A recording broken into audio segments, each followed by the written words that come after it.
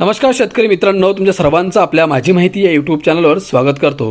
मित्रांनो, राज्यातील 2 लाख शेतकऱ्यांना यावेळी मिळणार 2300 कोटींची कर्जमाफी। मित्रांनो, ही संपूर्ण माहिती या व्हिडिओच्या माध्यमातून आपण जाणून घेणार आहोत। व्हिडिओ तुम्ही शेवटपर्यंत बघा आणि आपल्या माझी माहिती या यूट्यूब चॅनलला सबस्क्राइब करायला विसरू नका। शेतकरी मित्रांनो, राज्य मंत्रिमंडळाच्या बैठकीत पुण्यश्लोक अहिल्यादेवी होळकर शेतकरी कर्जमाफी योजनेच्या प्रस्तावाला मंजुरी देण्यात आली आहे। त्यामुळे जिल्ह्यातील सुमारे 2,33,872 शेतकऱ्यांना 2,338.72 कोटी रुपयांची कर्जमाफी मिळण्याची शक्यता आहे। या शेतकऱ्यांचा डेटा यापूर्वी पोर्टलवर अपलोड करण्यात आलेला आहे।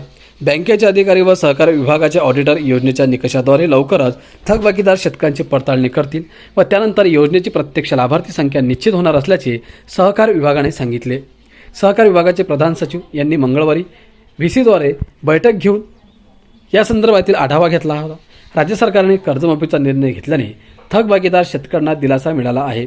मात्र कर्जमाफीचा प्रत्यक्ष लाभ घेण्यासाठी शेतकऱ्यांना जुलैपर्यंत वाट पाहावी लागण्याची शक्यता आहे। पात्र शेतकऱ्यांच्या याद्या तयार करणे, केवायसी करण्यात येईल, त्यानंतर आणि जून-जुलै महिन्यात थेट बँक खात्यात पैसे जमा करणे याविषयीचे निर्देश आहेत। त्यामुळे सहकार विभाग व राष्ट्रीयकृत बँका आता कामाला लागल्या असून लवकरच शेतकऱ्यांच्या खात्यावर कर्जमाफीची रक्कम जमा होण्यास सुरुवात होण्याची शक्यता आहे।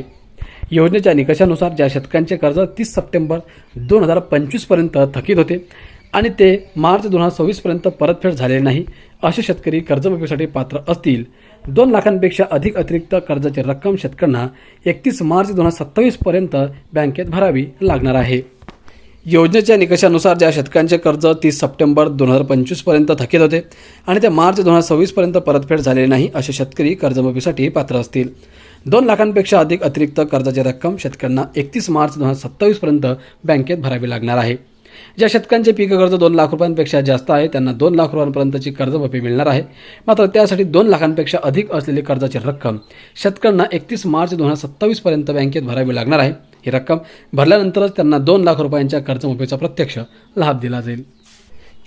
मित्रांनो, 30 सप्टेंबर 2025 पर्यंत पीक कर्ज थकीत असलेल्या पात्र शेतकऱ्यांना 2 लाख रुपयांपर्यंत कर्जमाफी मिळणार आहे। अशा पात्र शेतकऱ्यांची यादी लागल्यानंतर त्यांनी केवायसी करणे अनिवार्य आहे। शिवाय नियमित 93,139 शेतकऱ्यांना 524.7 कोटींचे प्रोत्साहन अनुदान मिळण्याची शक्यता आहे।